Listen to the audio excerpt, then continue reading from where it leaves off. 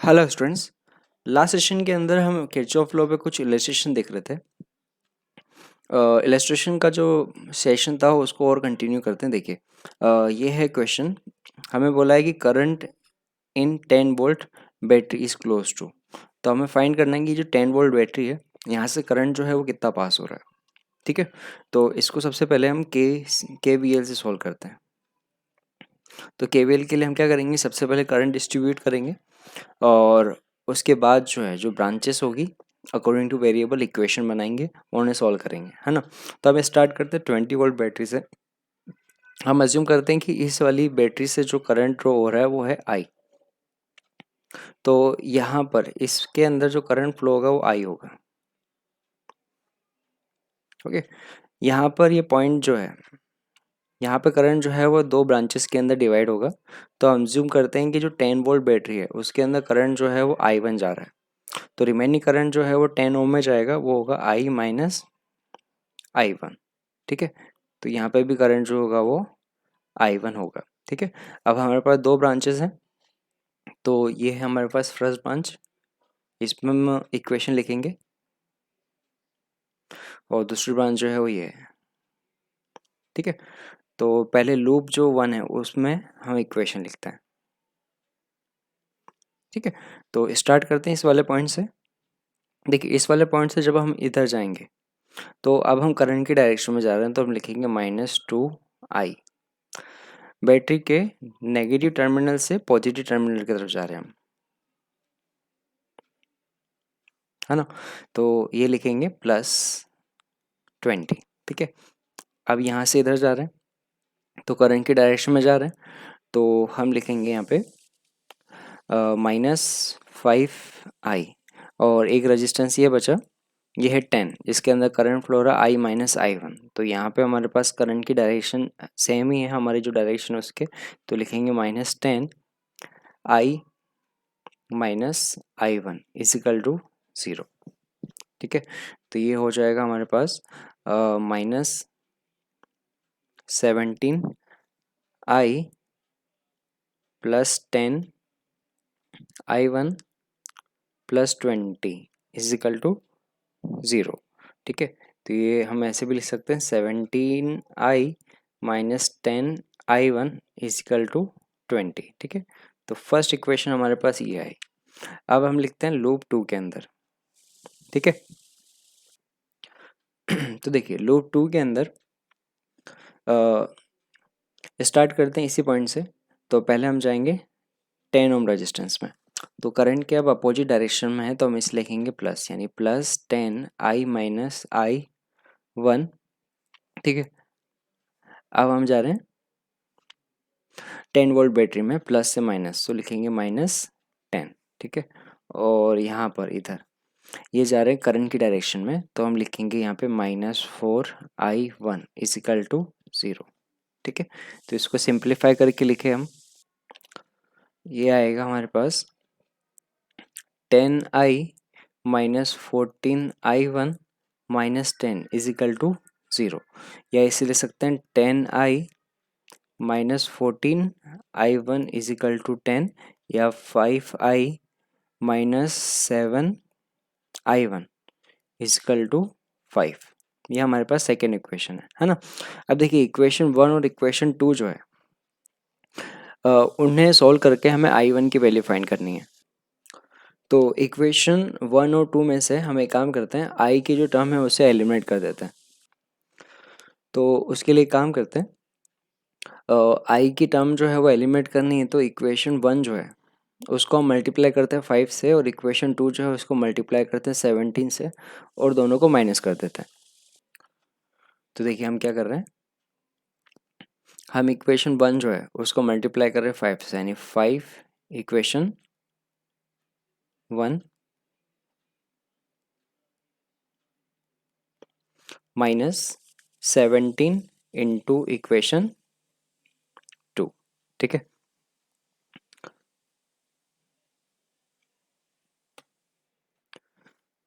देखिए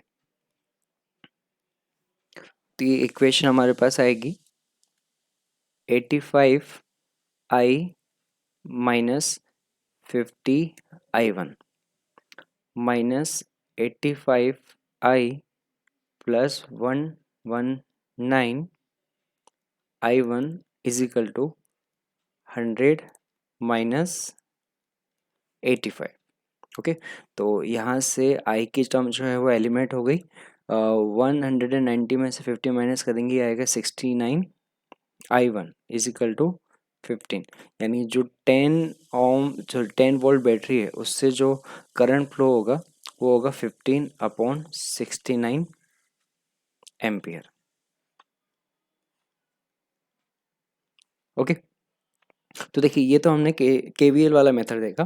तो इससे हमारे पास आई की जो वैल्यू आई है वो आई है 15/69। ओके, अब इसको सेकेंड मेथड से भी कर सकते हैं। देखिए अब इसको हम सेकेंड मेथड से सॉल्व करते हैं।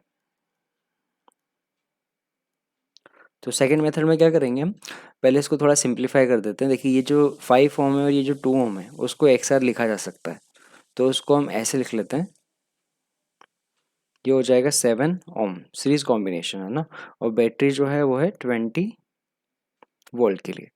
अच्छा, दूसरी ब्रांच जो है उसके अंदर सिर्फ एक रेजिस्टेंस है 10 ओम। जो थर्ड ब्रांच है जिसके अंदर हमें करंट फाइंड करना है उसमें एक रेजिस्टेंस है, वो है 4 ओम का, और बैटरी जो है वो है 10 वोल्ट की। ठीक है, तो ये तो हमने इसको सिंप्लीफाई फॉर्म में लिखा है। ठीक है, अब एक काम करते हैं, ये जो 20 वोल्ट है यहाँ पे जो कनेक्टेड है तो इसको 0 वोल्ट मान लेते हैं, यहाँ पर 0 वोल्ट और यहाँ पर भी 0 वोल्ट। ठीक है, यहाँ पे ये जो जंक्शन है इसका पोटेंशियल हमें नहीं पता, तो इसको हम एक्स अज्यूम कर लेते हैं। ठीक है, तो अब यहाँ से करंट जो है डिस्ट्रीब्यूट होगा तीनों ब्रांचेस के अंदर। ये मान लेते हैं हम I1, ये I2 और ये I3। ठीक है, तो हमें मिलेगा I1 plus I2 plus I3 is equal to 0। ठीक है, तो हमें क्या करना है, यहाँ पे x की वैल्यू फाइंड करनी है और फिर उसको I3 के रिलेशन में रख देना होगा। तो यहाँ से देखिए I1 का रिलेशन क्या होगा, तो x से स्टार्ट करेंगे, पोटेंशियल डिफरेंस अपॉन रेजिस्टेंस, तो x, ठीक है, तो x minus 20 upon resistance 7 plus, देखिए दूसरी ब्रांच इसमें ये होगा x माइनस 0 अपॉन 10। ठीक है, इसमें कोई भी बैटरी नहीं है इसलिए, plus x minus 10 upon 4 is equal to 0। ठीक है, तो यहाँ से एलसीएम जो आएगा वो आएगा 140।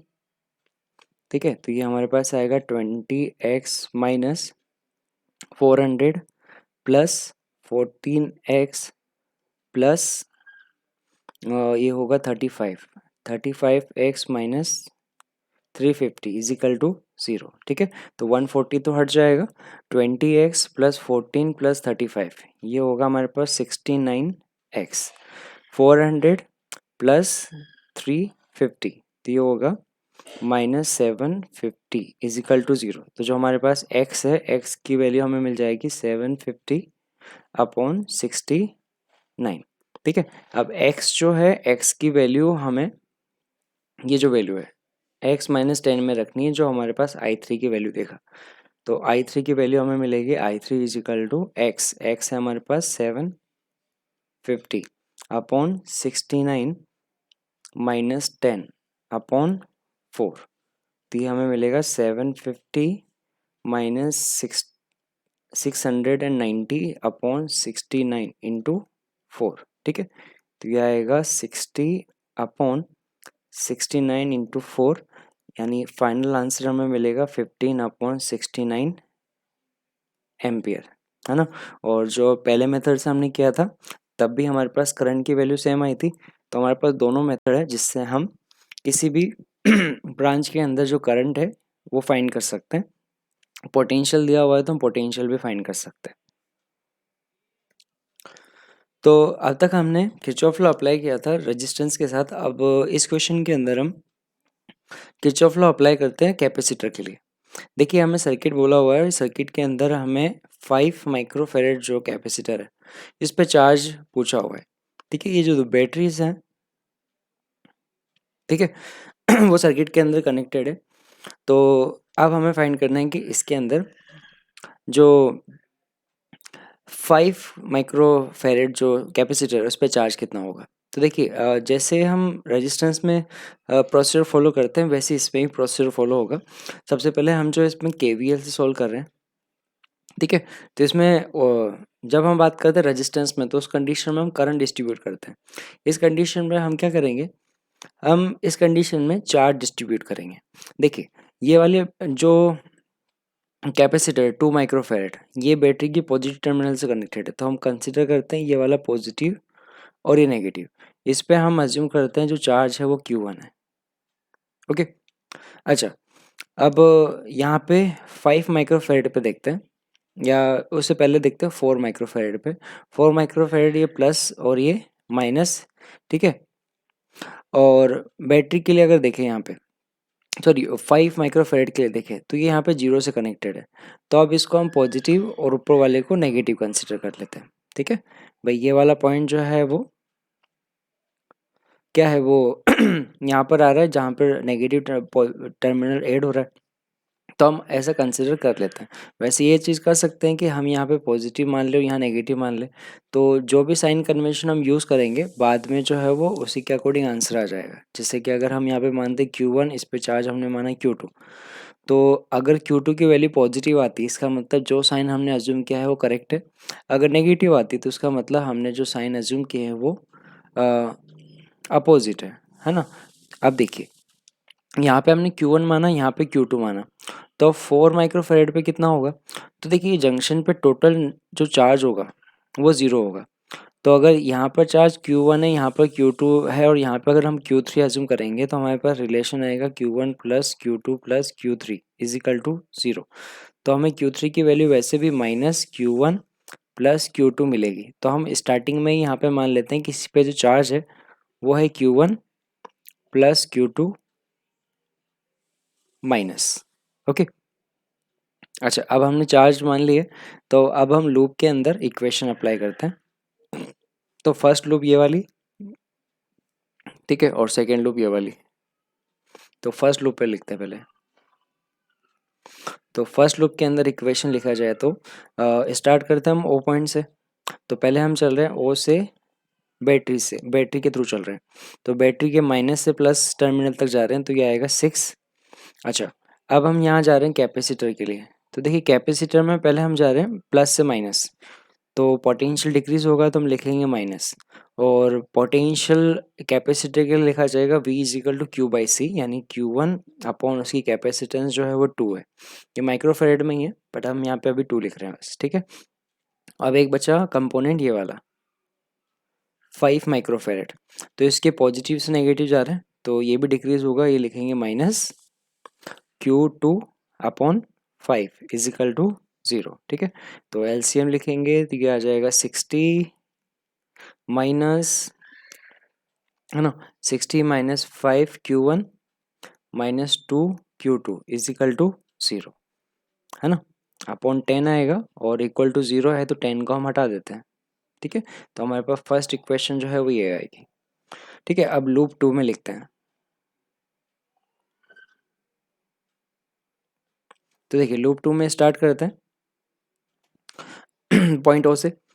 तो पहले हम जा रहे हैं 5 माइक्रोफैरेड के कैपेसिटर से, तो माइनस से प्लस जा रहे हैं तो अब लिखेंगे प्लस, तो ये आएगा Q2 अपॉन 5, ठीक है। अब यहाँ पर देखिए तो ये माइनस से प्लस जा रहे हैं 4 माइक्रोफैरेड के लिए, और चार्ज जो है वो माइनस Q1 प्लस Q2 है, ठीक है। तो ये हो जाएगा plus minus Q1 plus Q2 upon 4, ठीक है। और बैटरी से पास होंगे तो प्लस से माइनस हो रहे हैं, तो ये लिखेंगे माइनस 6 इज इक्वल टू 0। इसका एलसीएम जो आएगा वो आएगा 20, तो ये हो जाएगा हमारे पास 4 Q2 minus 5 Q1 plus Q2 minus 120 is equal to 0, है ना। अपॉन के अंदर 20 आएगा, इक्वल टू 0 है तो 20 को हमने हटा दिया, ठीक है। तो कैलकुलेशन थोड़ी इजी कर दी। तो ये हमारे पास आएगा देखिए 4 Q2 minus 5 Q1 minus 5 Q2 minus 120 is equal to 0, ठीक है। तो ये हमें इक्वेशन मिलेगी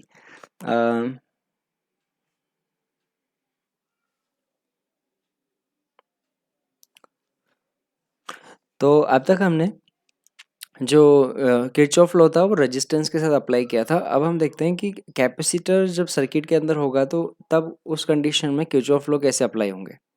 ठीक है, तो इसके अंदर भी प्रोसीजर जो है वो सेम होता है जैसे हमारे पास रेजिस्टेंस के साथ होता है। हमें क्या होता है यहाँ पर जो प्रोसीजर है वो फॉलो करने के लिए लूप के अंदर इक्वेशन लिखनी होती है। देखिए इस क्वेश्चन में मैं बोला है कि 5 माइक्रोफेरेड जो है उस कैपेसिटर पे चार्ज कितना है। ठीक है, तो स्टार्ट करते हैं हम यहाँ से। दो लूप जो है उसके अंदर पहली स्टेप होगी जैसे उसमें करंट डिस्ट्रीब्यूट करते हैं तो इसमें हम चार्ज डिस्ट्रीब्यूट करेंगे। तो स्टार्ट करते हैं 2 माइक्रोफेरेड से। हम यहाँ पे कंसिडर करते हैं यहाँ पे पॉजिटिव और यहाँ पे नेगेटिव। इस पे हम चार्ज कंसिडर करते हैं वो है Q1। ठीक है, सिमिलरली 4 माइक्रोफेरेड जो है उस पर हम चार्ज अज्यूम करते हैं Q2, या एक काम करते हैं 5 पे चार्ज अज्यूम करते हैं Q2। तो दूसरा वेरिएबल जो है वो यहाँ पे आएगा जिसको हमें फाइंड करना होगा। ठीक है, तो वो कैलकुलेशन में थोड़ी हमें हेल्प करेगा। तो हम 5 माइक्रोफेरेड पे अज्यूम करते हैं Q2। ठीक है, यहाँ पे नेगेटिव और यहाँ पे पॉजिटिव। ठीक है, अब 4 माइक्रोफेरेड पे देखते हैं तो यहाँ पे पॉजिटिव और यहाँ पे नेगेटिव। तो इस पे चार्ज जो होगा वो Q3 होगा। ठीक है, तो Q1 Q2 और Q3 हमने कंसिडर कर लिया। तो हम KVL लॉ अप्लाई कर रहे हैं। अब इस वाले पॉइंट पे देखिए, है ना, इस पे फर्स्ट इक्वेशन जो हम लिख रहे हैं तो इस वाले पॉइंट पे जो टोटल चार्ज कंजर्वेशन अगर अप्लाई करें तो टोटल चार्ज का जो सम है वो जीरो आना चाहिए। यानी यहाँ पर हमारे पास Q1 plus Q2 plus Q3 जो है वो जीरो आना चाहिए। तो यहाँ से हमारे पास Q3 जो है वो इक्वल टू मिलेगा minus of Q1 plus Q2। तो फर्स्ट इक्वेशन तो हमें यहाँ से मिल जाएगी। ठीक है, तो जब हम यहाँ पे सॉल्व करेंगे तो सिंप्लिसिटी के लिए एक काम कीजिए, Q3 यहाँ पर अज्यूम मत कीजिए, यहाँ पे अज्यूम कीजिए माइनस Q1 प्लस Q2। ठीक है, अच्छा अब हमारे पास दो लूप हैं, ये लूप 1 और ये लूप 2। ठीक है, तो सबसे पहले लूप 1 के अंदर इक्वेशन लिखते हैं। तो देखिए स्टार्ट करते हैं पॉइंट O से तो उसमें पहले यहाँ पर 6 वोल्ट की बैटरी से पास हो रहे हैं तो माइनस से प्लस हो रहे हैं तो इसे हम लिखेंगे प्लस। अच्छा अब यहाँ पर 2 माइक्रोफेरेड से पास हो रहे हैं, इस पर चार्ज Q1 है और पोटेंशियल ड्रॉप जो है वो Q अपॉन C आएगा। तो प्लस से माइनस हो रहे हैं तो माइनस आएगा, माइनस Q1 अपॉन उसका कैपेसिटेंस 2। ठीक है, अच्छा अब 5 माइक्रोफेरेड से पास हो रहे हैं, इस पे चार्ज जो है वो Q2 है और माइनस से प्लस जा रहा है तो यहाँ पे आएगा plus Q2 upon 5 is equal to 0। इसका एलसीएम जो है वो 10 आएगा, ये हो जाएगा 60 minus 5 Q1 plus 2 Q2 is equal to 0। यानी फर्स्ट इक्वेशन हमें यहाँ से मिलेगी वो मिलेगी 60 minus 5 Q1 plus 2 Q2 is equal to 0। ठीक है, ये हमारे पास सेकेंड इक्वेशन आई। अब हम देखते हैं लूप 2 के अंदर तो देखिए लूप 2 के अंदर क्या इक्वेशन बनेगी। लूप 2 में अगेन यहाँ से स्टार्ट करते हैं, पहले हम पास होते हैं 5 माइक्रोफेरेड से। तो प्लस से माइनस आ रहा है तो ये आएगा माइनस, चार्ज जो है वो Q2 अपॉन 5। ठीक है, उसके बाद 4 माइक्रोफेरेड से माइनस से प्लस जा रहे हैं हम, है ना, तो प्लस आएगा, चार्ज है minus Q1 plus Q2 upon 4। ठीक है, अच्छा उसके बाद बैटरी से पास होंगे प्लस से माइनस तो ये आएगा -6 इजिकल टू 0। ठीक है, तो इससे में एलसीएम जो आएगा वो आएगा 20। तो ये हो जाएगा -4 Q2 -5 Q1 plus Q2 -120 upon 20 is equal to 0। ठीक है, तो यहाँ हमें मिलेगा minus 9 Q2 -5 Q1 -120 is equal to 0। ये हमारे पास है इक्वेशन अब देखिए इक्वेशन 2 एंड 3 जो है उसके अंदर 2 वेरिएबल है और हमें फाइंड करना है Q2 की वैल्यू, है ना। क्वेश्चन में Q2 पूछा है, तो हम एक काम करते हैं, इक्वेशन जो 2 है उसमें से इक्वेशन 1 को माइनस कर देते हैं, तो उसमें हमारे पास जो Q1 की टर्म है वो एलिमिनेट हो जाएगी, तो हमें जो रिलेशन मिलेगा वो Q2 की फॉर्म में मिलेगा। तो हम क्या करते हैं, इक्वेशन 1 में से इक्वेशन 2 को माइनस कर देते हैं, तो इक्वेशन 1 माइनस इक्वेशन 2, ठीक है। तो देखिए इक्वेशन 1 जो है वो है 60 माइनस 5 Q1 प्लस 2 Q2, ठीक है, माइनस, देखिए -9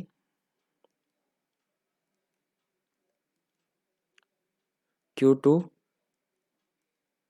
-5 Q1 -120 इजिकल टू 0। तो ये आया हमारे पास 60 - 5 Q1 plus 2 Q2 plus 9 Q2 plus 5 Q1 plus 120 is equal to 0, ठीक है। तो देखिए यहाँ से 5 Q1 -5 Q1 और 5 Q1 ये कैंसिल आउट हो गया, ये हो गया हमारे पास 180 प्लस 11 Q2 इजिकल टू 0। तो Q2 का रिलेशन हमें मिला, वो मिला -180/11 माइक्रो कूलम। ओके, तो मतलब हमने जो साइन माने थे वो उसके रिवर्स है, उसके 5 माइक्रोफेरेड पे चार्ज, है ना। हमने ऊपर वाले पे नेगेटिव माना था, एक्चुअल में पॉजिटिव है ऊपर, यहाँ पॉजिटिव है, यहाँ पे नेगेटिव, और उस पर चार्ज जो आएगा वो आएगा 180/11, ठीक है। इस पे अगर हमें पोटेंशियल फाइंड करना है तो हम पोटेंशियल पे फाइंड कर सकते हैं, V इजिकल टू Q/C से, ठीक है। तो ये होगा 180/11 इंटू 1/5, ठीक है, ये होगा 36/11 वोल्ट। देखिए सेम क्वेश्चन जो है वो हम सेकेंड मेथड से ट्राई करते हैं। सेकेंड मेथड क्या है, इस पॉइंट से स्टार्ट कर रहे हैं, तो देखिए एक कैपेसिटर हमारे पास ये है 2 माइक्रोफेरेड और जो बैटरी है वो है 6 वोल्ट, ठीक है। ये कैपेसिटर है 5 माइक्रोफेरेड और एक ये कैपेसिटर है, ये है 4 माइक्रोफेरेड और जो बैटरी है वो है 6 वोल्ट, ठीक है। तो स्टार्टिंग कैसे करेंगे, हम यहाँ पे हम पोटेंशियल अज्यूम कर लेंगे, तो यहाँ पे हमने 0 वोल्ट, यहाँ पे भी 0 वोल्ट और यहाँ पे भी 0 आएगा, ठीक है। यहाँ पे हम अज्यूम कर लेते हैं पोटेंशियल जो है वो x है, ठीक है। तो अब देखिए यहाँ पर जो ये कैपेसिटर है ना, इस पे जो चार्ज होगा वो Q is equal to C V के बराबर होगा, C हमें पता है V जो है वो x के बराबर होगा। तो अब देखिए पहले हम जो है वो करंट को देखते थे, अब यहाँ पे हम देखेंगे तो यहाँ पर जो Q1 गया, यहाँ पर Q2 और यहाँ पर जो Q3 है, तो Q1 plus Q2 plus Q3 जो है वो 0 होना चाहिए और Q इजिकल टू होता है सी वी, ठीक है। तो हम इसमें चार्ज का रिलेशन रखेंगे, पहले हम रखेंगे ब्रांच 1 के अंदर, तो x से स्टार्ट करेंगे, सी वी जो है, C की वैल्यू जो है वो यहाँ पे है 2, है ना। देखिए यहाँ पे लिख रहा हूँ मैं, तो देखिए तो यहाँ से स्टार्ट कर रहे हैं, यहाँ पर जो कैपेसिटेंस की वैल्यू है पहली ब्रांच में वो है 2, पोटेंशियल का रिलेशन देखेंगे तो वो आएगा x-6, है ना। यहाँ से x से स्टार्ट किया, प्लस से माइनस जा रहे हैं तो -6 प्लस, देखिए x से 0 जाएंगे तो ये होगा पोटेंशियल x-0 और कैपेसिटेंस जो है वो 5 है, तो हम लिखेंगे 5x-0 प्लस यहाँ पर जो कैपेसिटेंस है वो है 4 और ये लिखेंगे x-6 इजिकल टू 0, तो ये आएगा हमारे पास 2x-12 plus 5x plus 4x -24 is equal to 0, यानी ये आया 2 प्लस 5 प्लस 4 यानी 11x -36 इजिकल टू 0, यानी x की वैल्यू हमें मिल गई, वो आएगी 36/11, ये हमारे पास कैपेसिटर पे पोटेंशियल है, हमें फाइंड करना है Q, तो Q2 is equal to Q is equal to CV होगा, यानी 5, x की वैल्यू 36/11, यानी 180/11 माइक्रो कूलम। ठीक है, तो देखिए इस वाले मेथड से भी आंसर जो है वो सेम आ रहा है। ठीक है, तो इस वाले मेथड में हम जो है वो चार्ज कंजर्वेशन अप्लाई करेंगे, पहले जो है वो हम करंट के लिए इक्वेशन लिख रहे थे। ठीक है, तो बेसिक कंसेप्ट जो है वो चार्ज कंजर्वेशन का ही है। तो अभी हमने किरचॉफ लॉ देखा, अब हम देखते हैं कि कॉम्बिनेशन और रेजिस्टेंस के लिए करंट डिस्ट्रीब्यूशन और आर इक्विवेलेंट का रिलेशन क्या होगा। तो हम कॉम्बिनेशन और रेजिस्टेंस को दो पार्ट में डिवाइड करते हैं, सीरीज एंड पैरेलल। तो रिक्वायर्ड रेजिस्टेंस की जो वैल्यू है वो हम सीरीज एंड पैरेलल कॉम्बिनेशन से फाइंड करते हैं। तो सीरीज कॉम्बिनेशन में हम क्या देखते हैं कि जो रेजिस्टेंस जो होते हैं वो एंड टू एंड कनेक्टेड होते हैं, जैसे यहाँ पे डायग्राम में बताया हुआ है। तो पहले जब हम सीरीज कॉम्बिनेशन में देखेंगे तो देखिए सीरीज कॉम्बिनेशन में जो करंट की वैल्यू होती है, देखिए जितना करंट जो है वो R1 में से पास होगा उतना R2 में से होगा उतना R3 में से होगा, यानी पूरे सर्किट के अंदर करंट की वैल्यू जो है वो सेम होती है। तो सीरीज कॉम्बिनेशन की प्रॉपर्टी ये होती है कि इसमें जो करंट होता है वो हर रेजिस्टेंस में इक्वली सप्लाई होता है, तो इक्वल करंट, तो जो बैटरी होगी वो सभी रेजिस्टेंस में इक्वल करंट प्रोवाइड करेगी। अच्छा, यहाँ पे ये तो हमने देखा कि करंट जो है वो सभी रेजिस्टेंस के लिए सेम है, अगर रेजिस्टेंस जो है वो अलग अलग है तो पोटेंशियल जो होगा वो अलग अलग होगा। ठीक है, तो अब हम देखते हैं कि जो पोटेंशियल है उनके रिलेशन कैसे रिलेट करेंगे।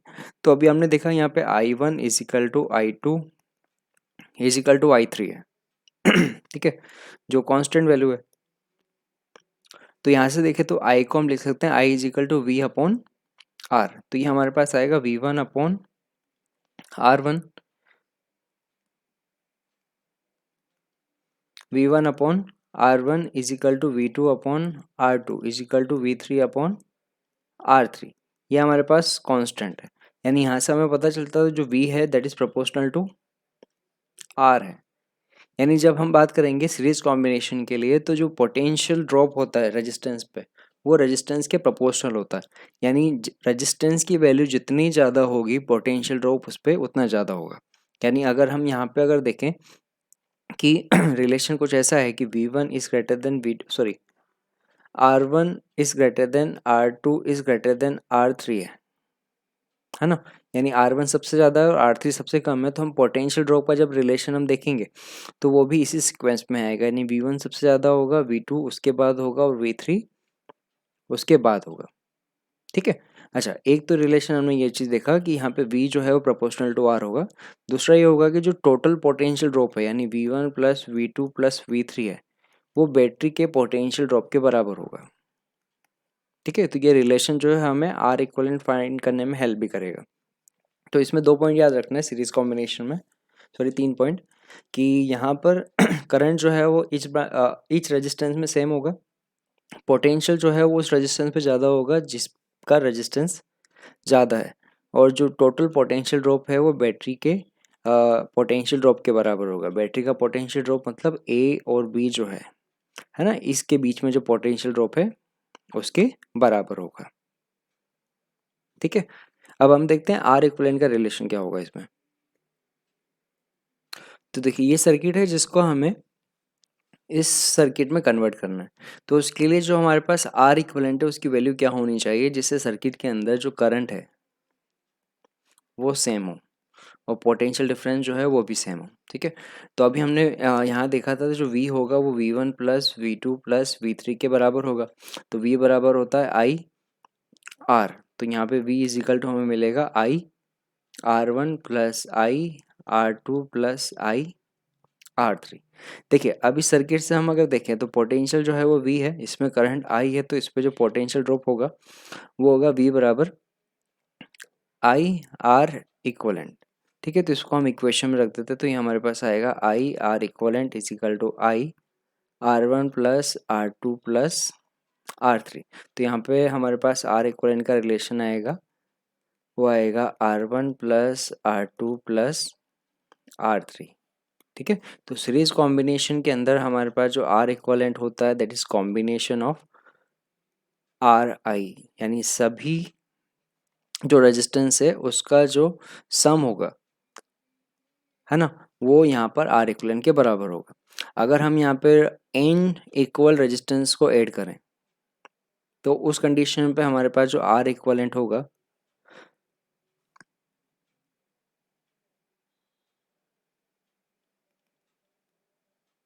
है ना, ये हमारे पास आर, ये आर अप टू एन है, ठीक है, 1 2 3 अप टू एन। तो उस कंडीशन पे हमारे पास जो आर इक्विवेलेंट आएगा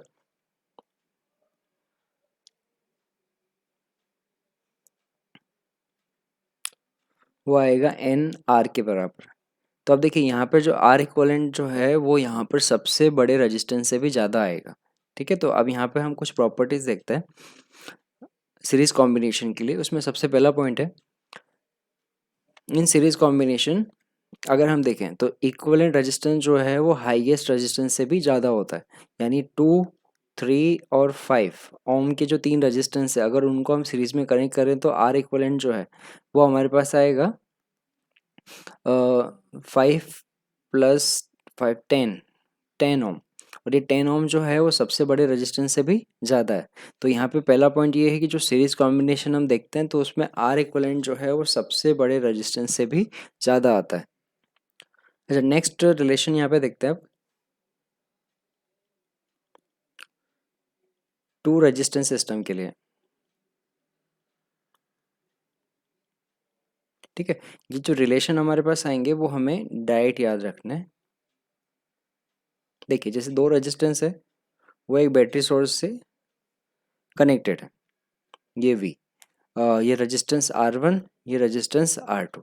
तो ये तो हमें पता है कि करंट जो होगा वो तो सेम ही होगा। अच्छा, V1 और V2 यहाँ पर है, ये V1 है और ये V2 है। तो अब हमें फाइंड करना है कि V1 V2 का रिलेशन क्या होगा। आर इक्विवेलेंट तो हमें पता है, ठीक है। तो आर इक्विवेलेंट यहाँ पे आएगा वो आएगा R1 + R2, ठीक है।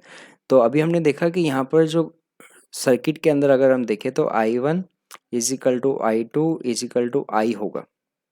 I = मतलब पहले वाले रेजिस्टेंस के अंदर करंट, तो यहाँ से हम लिखेंगे I = V1/R1। अच्छा, सेम रिलेशन I2 के लिए लिखेंगे तो V2/R2। और पूरे सर्किट के जब हम लिखेंगे तो हम लिखेंगे V/R इक्विवेलेंट मतलब R1 + R2, ठीक है। तो यहाँ से हमारे पास रिलेशन आएगा V1 और V2 का, जो हमें डायरेक्ट याद रखने। V1 = हमें मिलेगा वो होगा R1/R1 + R2 इंटू V। और V2 हमें मिलेगा वो मिलेगा R2/R1 + R2 इंटू V, ठीक है। तो ये हमारे पास होते हैं पोटेंशियल ड्रॉप के रिलेशन। करंट जो है वो तो हम निकाल सकते हैं, ये होगा V1 V2 का रिलेशन। जैसे कि एक छोटा सा एग्जांपल देखते हैं। जैसे दो रेजिस्टेंस जो है वो इस तरीके से सीरीज में लगे हुए हैं और ये हमारे पास 10 वोल्ट की बैटरी है। ये हमें दिया हुआ है 2 ओम और ये दिया हुआ है हमें 3 ओम। तो बताइए V1 और V2 कितना होगा। तो इतना तो हमें आइडिया लगेगा कि V1 और V2 में से V1 जो होगा, यानी 2 ओम पे जो पोटेंशियल होगा और 3 ओम पे जो पोटेंशियल होगा, तो यहाँ पे V2 जो होगा वो ग्रेटर देन V1 आएगा। अब V1 V2 का रिलेशन निकाल लेते हैं। तो V1 हमारे पास आएगा R1/R1 + R2 इंटू V, है ना, यानी 2/5 इंटू 10, यानी ये आ गया 4 वोल्ट, ठीक है। V2 निकालना है तो हम डायरेक्ट निकाल सकते हैं अब 3/5 इंटू 10, है ना, ये हमारे पास आएगा 6 वोल्ट, हो गया। तो ये है हमारे पास सीरीज कॉम्बिनेशन। तो नेक्स्ट सेशन के अंदर हम पैरेलल कॉम्बिनेशन को स्टडी करेंगे और पैरेलल कॉम्बिनेशन से रिलेटेड जो इलस्ट्रेशन होंगे वो स्टडी करेंगे। ओके।